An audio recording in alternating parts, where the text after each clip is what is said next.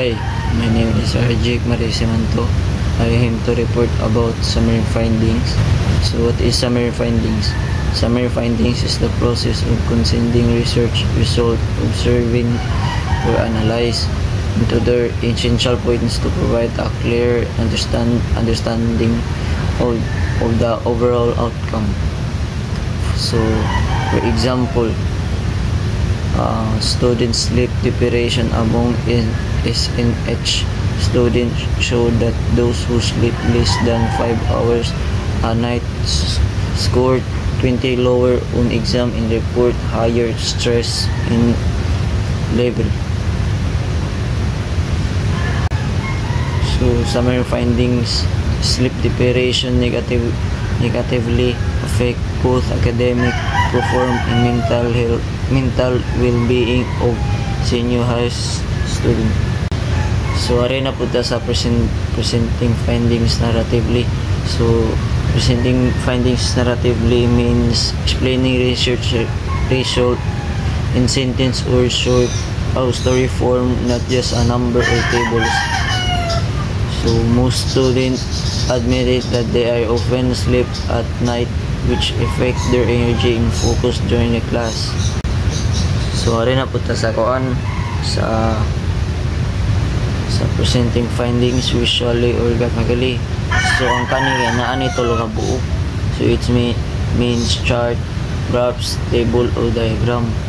So, what is presenting findings visually or graphically?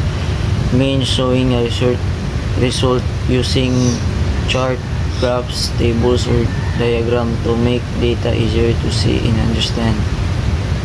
So, example, 50% students sleep less than 6 hours, 30% sleep to 6 to 8 hours, and 20 sleep more than 8 hours.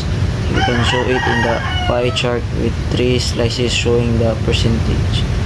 So, maura tong gi-report. So, tulo to ko ang gi-report. Summary findings niya. Summary findings, okay, presenting findings narratively niya. Kuanda yun. Presenting findings visually or graphically. So, that's all. Thank you. So, good afternoon everyone. I am Rian Respisha and I'm here to discuss about common formats in codes. So, there have 3 types. The first one is table, and the second is graphs and charts, and the last one is infographic. So, what is table? So, ang table is a way to show information by using rows and columns. So, ang table di is mao na siya ang pagpakita sa mga information nga gigamit